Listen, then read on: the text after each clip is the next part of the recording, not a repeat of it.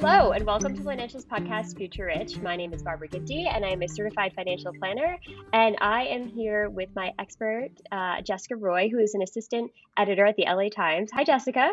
Hello. Thanks for joining me. Thank you so much for having me. Yeah, we appreciate it. So I feel like I just stumbled across you because of my editor for the podcast, and you're doing some really exciting things. You just launched something with the LA Times. So I wanted to talk about what you're launching, your event that's coming up, and then kind of how you got to this spot. So I figured maybe we could start with an intro, your background in journalism, and how you got to where you are today. Sure, I'd be happy to. I have been at the LA Times for almost 7 years. I joined the audience engagement team, the social media team, back in 2015 as a contractor, and then worked my way up to full time. And then about a year and a half ago, we launched this new team around service journalism that we call the utility team, and I'm part of that. Very nice, very nice. And so you write about all sorts of things, but you do have a focus on personal finance, and you are just launching the Totally Worth It newsletter. I think you already sent out your first one, I believe. Yes, the first one went out on January 1st. So I'll back up a little bit. I am a self-taught personal finance and budgeting person, and I am a weird acolyte about it. I talk about it all the time. And some of my friends had said, well, could you maybe walk us through the software that you use and how you budget and your tips and things like that? Because I was always sharing my fun little life hacks.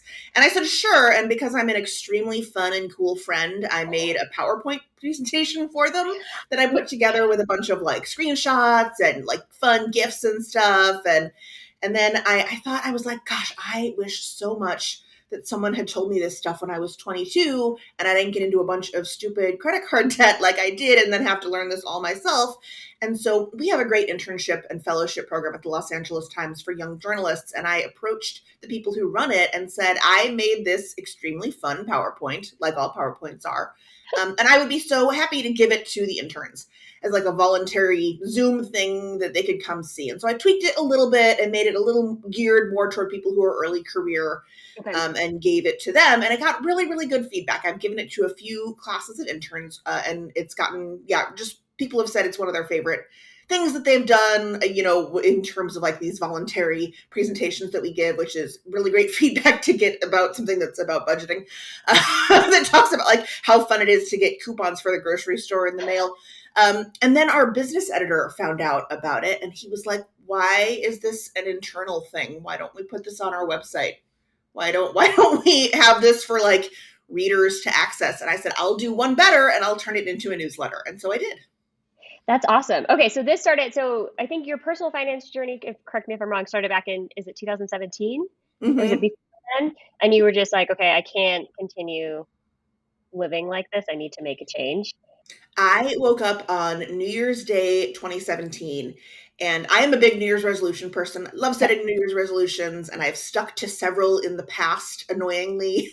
I had one where I wanted to get really into reusable grocery bags, which I did. I had one where I wanted to learn to cook more, which I did.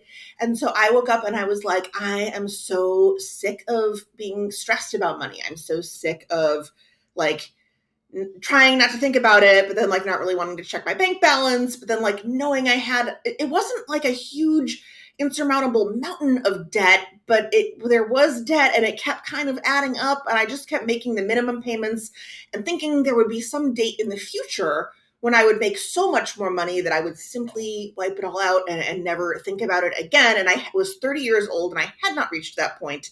And it was slowly becoming clear to me that I was not going to reach that point under any likely circumstances. And so I woke up and I was like, I'm over it. I'm over being stressed about money. I'm over tossing and turning and thinking about when I'm going to get serious about this. And I'm going to get serious about it right now.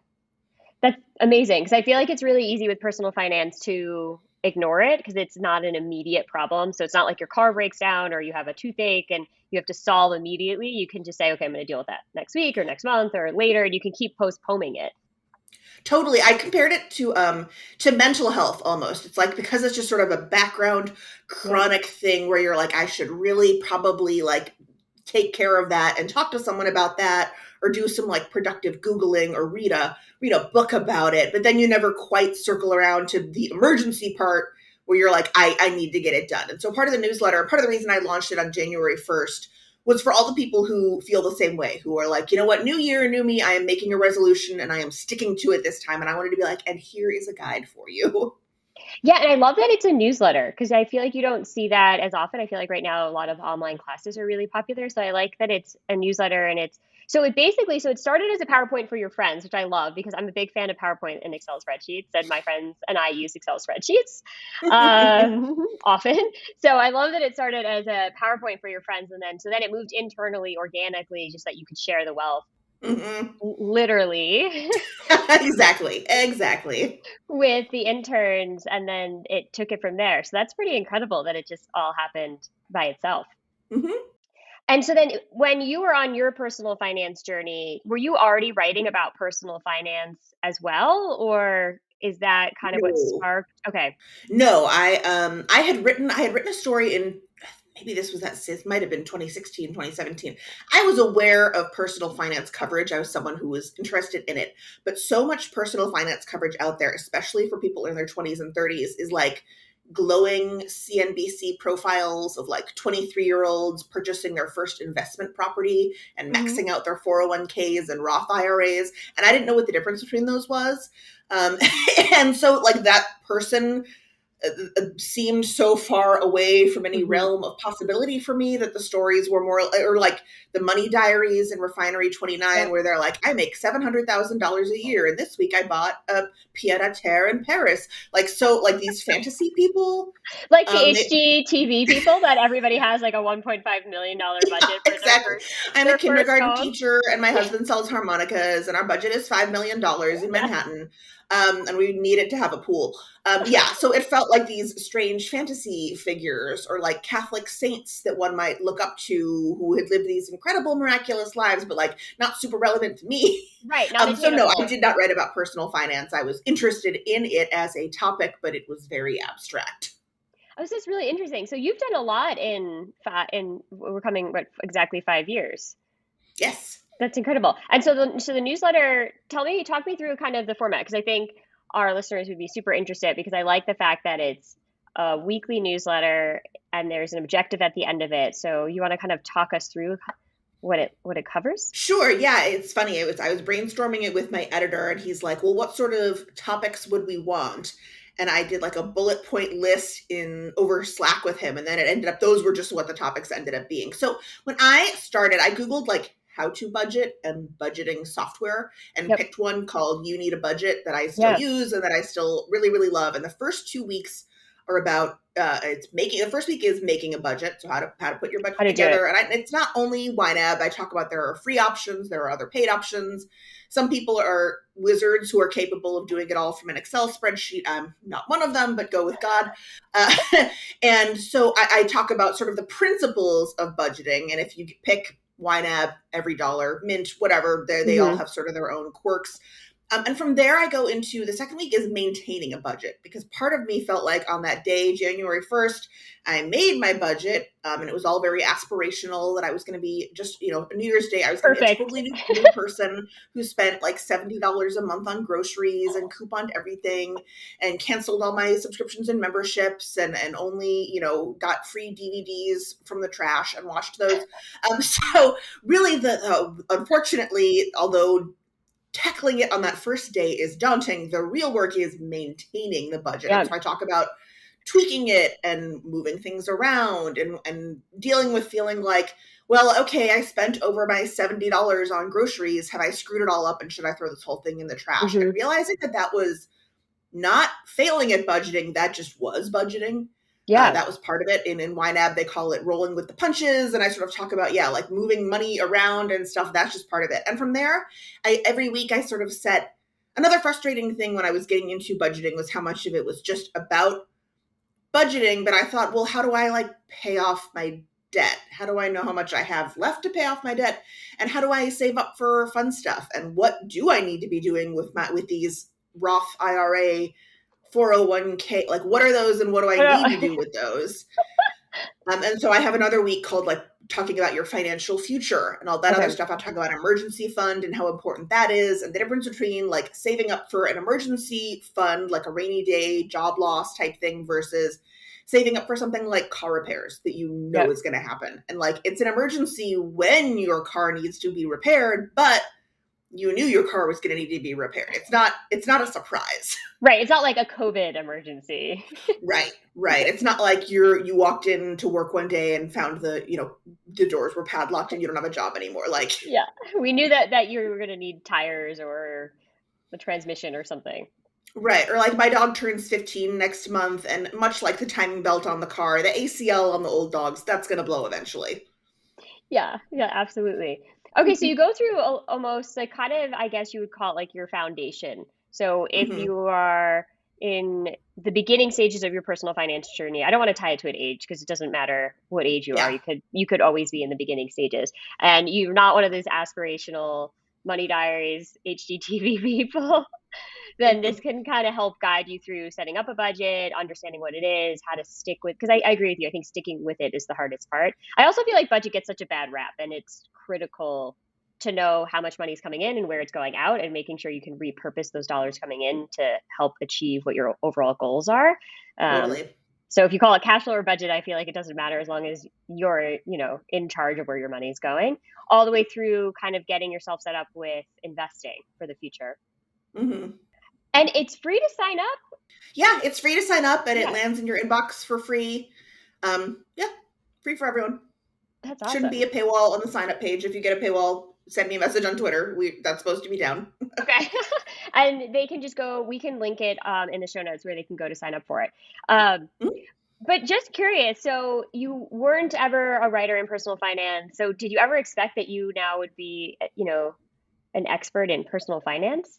No, I absolutely 5 years ago, 5 years and what 6 days ago, Yeah. did not expect that within a half decade I would be like debuting my LA Times personal finance newsletter. No, I went into this a journalist who wrote about stuff, and then who also got into personal finance. It was all a very organic journey for me. And what about your journey? What was the aspect of personal finance that you found the hardest for yourself? And then what did you find that the easiest, maybe, that you were surprised that was going to be easy? The hardest thing was there were some times where I would open up my budget and frown at it and be like, how does tracking how little money I have help me? Like, why am I even bothering to do this and stress out about what I bought from Amazon and what little bucket envelope thingy category that it goes into? Like, how is it helping me be wealthier and have more money just to have a big screen staring back at me being like, you don't have money and you can't get takeout? So what I realized over time is, especially because I was tackling debt, when you get serious about that, those big numbers go down, and then over Hmm. time you get more money. I One of the things I prioritized, which I know is not how I talk about, how there are different methods to approach debt pay down. I don't think there is one right one. Avalanche, snowball, whatever. One thing I really wanted to do was get my car paid off early. That was Okay. not my highest interest debt. That was not my highest amount of debt that I owed at that point, because I was almost done paying it off. But I really wanted that $300 a month back. Yeah. I really, really, really wanted. I really wanted the psychological win of being like, yes, it's done. That one I can just cross off, and then I had that extra $300 a month to throw Right. at other stuff. And then I realized, I'm like, oh, it's like this cascading Yeah. waterfall effect where I have more money at the end. This rules. I think the easiest thing for me, or one of the sort of like best discoveries that I made, was I taking the budget, setting up the budget takes a ton of time to start Yep. with, and then you maintain it. And then I realized after a while, I was just logging in for like 10, 15 minutes a couple times a week, categorizing what my little transactions were, moving my little envelopes of digital money around. And I was actually spending less time on my money and thinking about my money, because it was all like I was actively doing it instead of lying awake at night being like, God, am I ever gonna, why do I have so much on that Chase card? What did I spend it on? Where did that money go? Why do I owe so much? Why does it keep coming? Why do they keep mailing me about it every month? It was very stressful. This sort of like passive background radiation friction was taking up a lot more of my time and mental energy than it was to being like, I am going to sit down and open up my budget and categorize my stuff and then not think about it. It's done. Yeah, you spent that 10, 15 minutes and you're like, now it's out of, you check the box kind of mentally to be like, it's out of my mind. That's Hmm. interesting. So that was actually the easier part that you wouldn't have suspected going into it, that once you got everything set up, like anything, setting things up in the beginning always takes more time initially till you get it organized. But then once it was Hmm. organized, it actually freed up a lot of your mental space. Absolutely. Time and mental space, totally. Oh, that's incredible.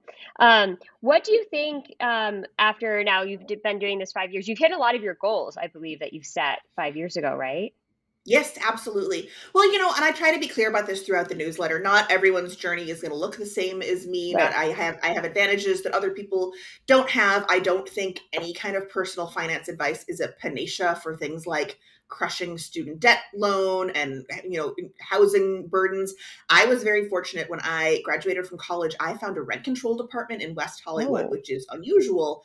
And so my rent only went up like $170 over 10 years. Like I refused to leave that place until I had finished paying off debt and saved up for a house. And so like there was an advantage right there that I was just something I kind of lucked into.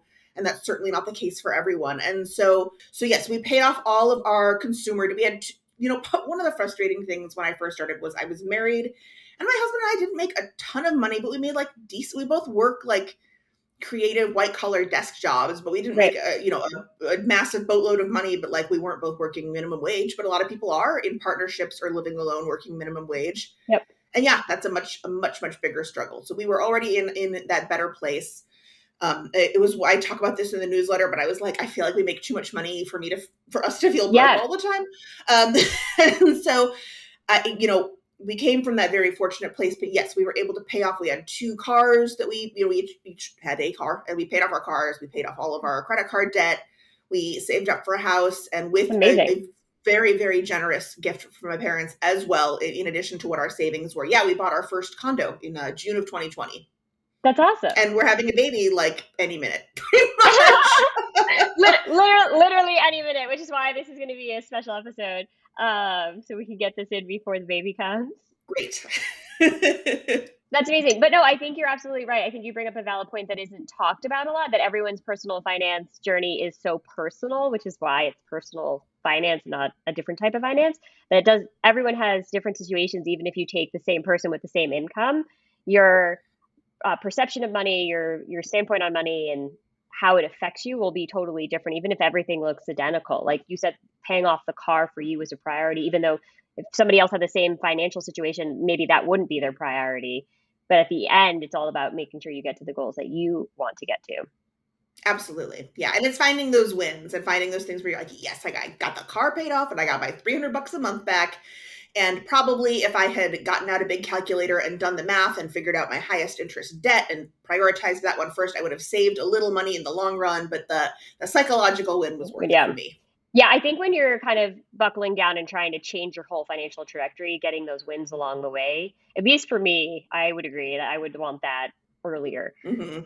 So after 5 years writing a newsletter, you're hosting an event, which we'll talk to in a little bit. What do you have a favorite area? I know we talk a lot about budgeting, but do you have a favorite personal finance area? One that's like you gravitate towards more than others? Yes. My favorite is helping people save up for big stuff. Oh, I talk about this in the newsletter, but like in 2018, my whole mom side of the family decided to do Christmas in London. And we were not done with our debt journey, but I knew I really, really wanted to go. And it was a once in a lifetime trip, and I would have been so mad if I didn't go. And so I figured out for the first time ever, I started a new spreadsheet and figured out like breaking down like, well, how much would the plane tickets be? How much would the hotel cost? How much would we want to spend on like, museum tickets and restaurants and whatever? And then figured out what that number was going to be. This was in like March for a trip in Christmas. okay. And then broke it down and saw that if every time we got paid, I put a little bit towards budgeting and I thought of it like another bill. Like Okay. every month before I could assign my fun money for like going out to eat and buying random crap from the internet and stuff that I had to also prepay myself for this Hmm. vacation. By the time we got on the plane for the trip, like the vacation was totally paid for. And that was something that before I got into budgeting, I would have just stressed out about it a lot and then put it all on a credit card and been like, I'll figure this out later. Yeah, future Um, problem. Yeah. And so I love being able to tell people, like, I know there are a lot of personal finance gurus who are very hardcore about if you are in debt, you get nothing else. You live like a monk. You have to only think about that. You don't get to have any fun or even plan for the future. Like every spare penny has to be dedicated to that. I think that mindset works for some people. It wouldn't have worked for me, and I don't think it works for a lot of people. And so I really like Yeah. being able to have this whole installment of the newsletter and to tell people, like, you don't have to live horribly. Yeah, I You can agree. still save up for like the whole, what's the whole point of doing any of this? What's the whole point of like adding up what's in your cart at the grocery store and going to the library and buying frozen food instead of going out to eat with your friends if you don't have a goal in mind? Right. Being debt free is a nice goal to have, but like being able to say I went on a once in a lifetime trip with my family, that's why I did any of this other stuff.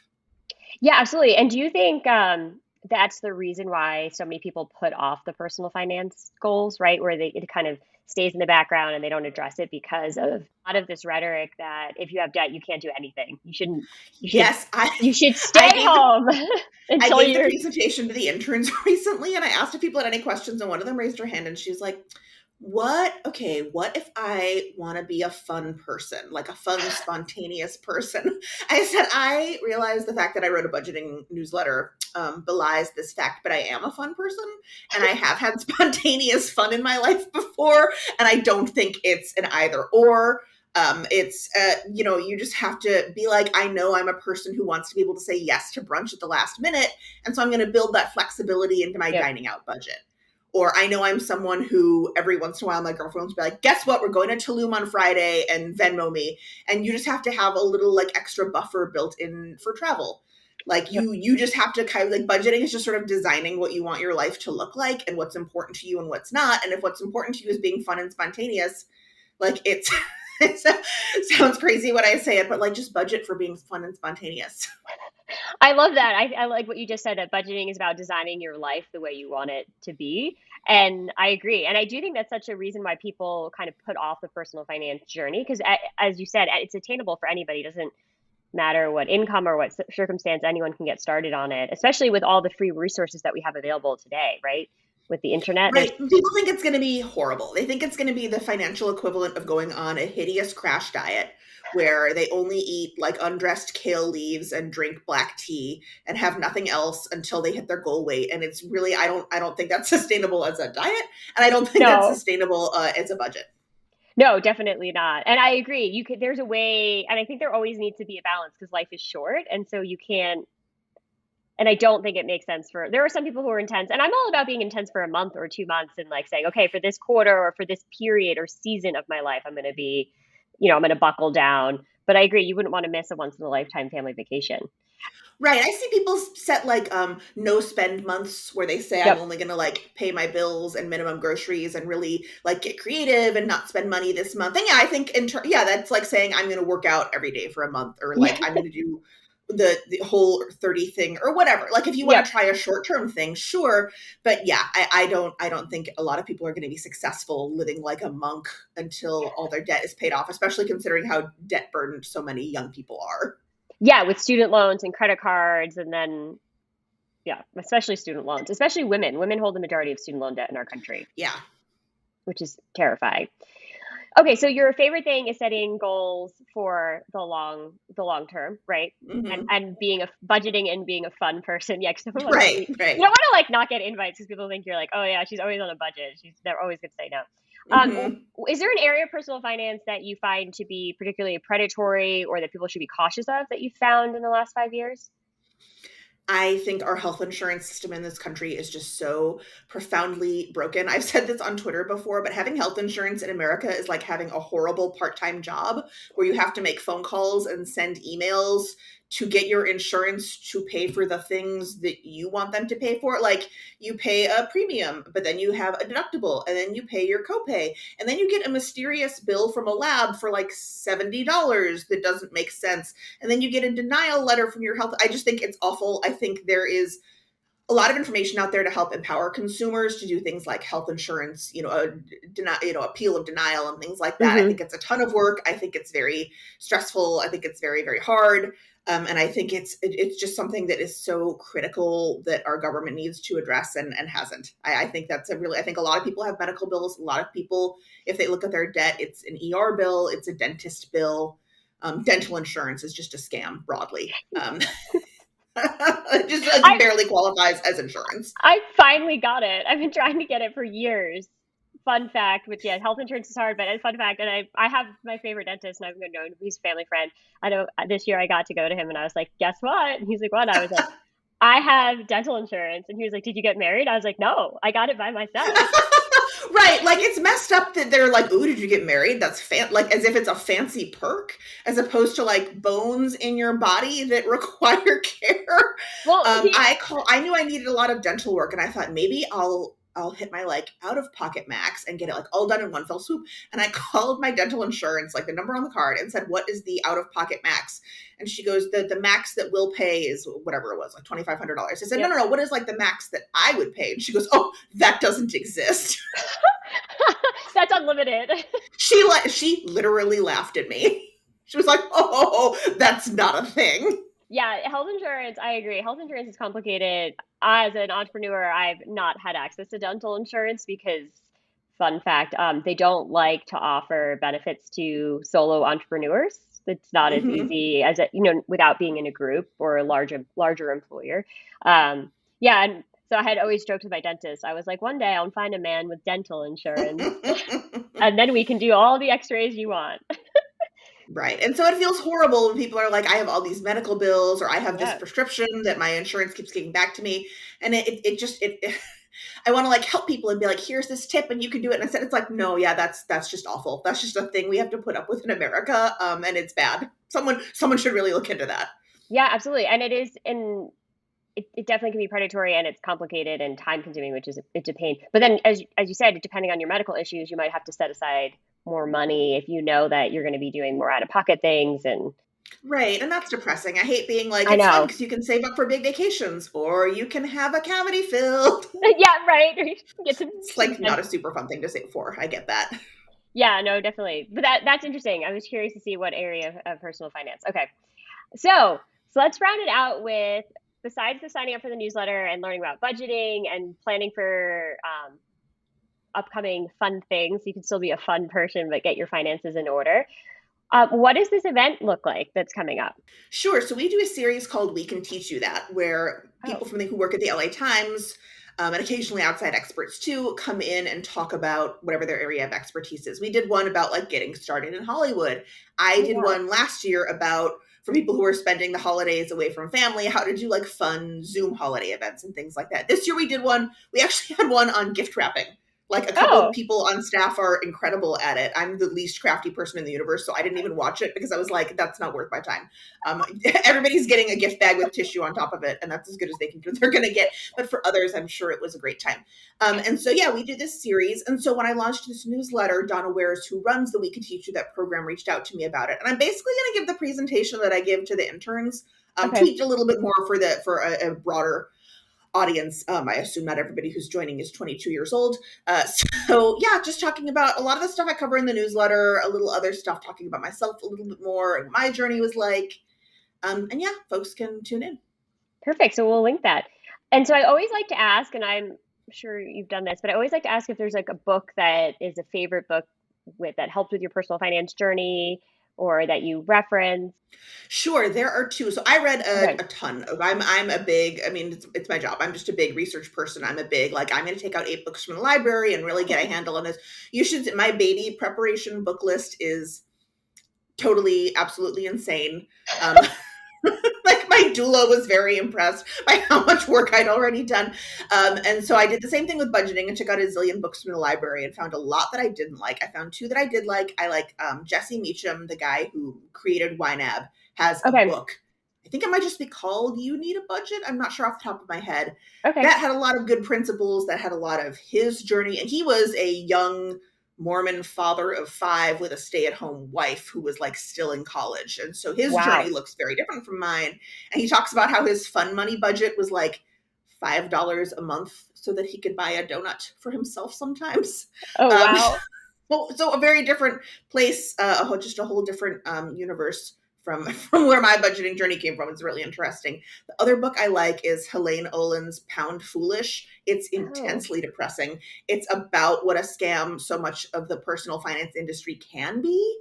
And she talks a lot about, there are a lot of personal finance gurus out there who are like baby boomer age, and a lot of their advice is, I think, relevant to just a different generation. yep. And a lot of the tactics and thoughts they had like didn't resonate for me at all, and I think aren't realistic anymore. Might have like been the crackerjack way to get ahead in like the 80s and 90s, but now sounded insane. And she really digs into that, and about how much of the again, all very depressing, about how like 401ks weren't meant to replace pensions.